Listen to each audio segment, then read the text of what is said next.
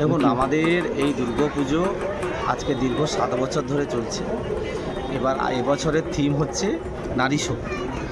আপনারা দেখছেন যে মণ্ডপের ভিতরে আমাদের এই ভারতবর্ষে ছাপ ফেলে যাওয়া বিভিন্ন নারীদের ছবি রয়েছে, যারা আমাদের এই ভারতবর্ষের বিভিন্ন কারুকার্যের সাথে এবং আমাদের এই ভারতবর্ষের যে সমাজ পরিবর্তন এগিয়ে নিয়ে যাওয়ার সাথে সাথে সবাই যুক্ত রয়েছেন। কেউ হয়তো গত হয়েছে, কেউ এখনও পর্যন্ত জীবিত আছে, যারা আমাদের এই সমাজে একটা ছাপ ফেলে রেখেছেন বা কেউ হয়তো সমাজে ছাপ ফেলছেন। দেখছেন এখানে ক্রিকেটার থেকে শুরু করে যারা পলিটিক্সের সাথে যুক্ত আছেন, যারা এখন মুখ্যমন্ত্রী আছেন আমাদের রাজ্যের, তেনারও ছবি আছেন। যারা বিভিন্ন ধরনের খেলার সাথে যুক্ত আছে তাদেরও ছবি আছে। আমরা প্রত্যেক বছর চেষ্টা করি এমন কোনো থিম যেটা সাধারণ মানুষের মনে দাগ কাটবে।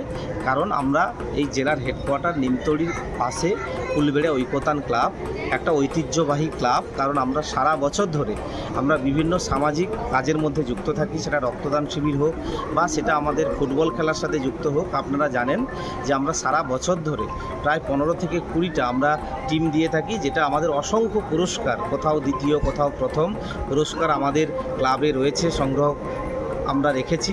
এবং সেই মধ্য দিয়ে সমাজ সচেতনতার বার্তা আমরা ঐকতান ক্লাবের পক্ষ থেকে প্রত্যেক বছর দিয়ে থাকি। এবছরও ঠিক সেভাবেই আমরা নারী পুজো নিয়ে কী কী কর্মসূচি হয়েছে। পুজো আমাদের পঞ্চমীতে উদ্বোধন হয়েছে।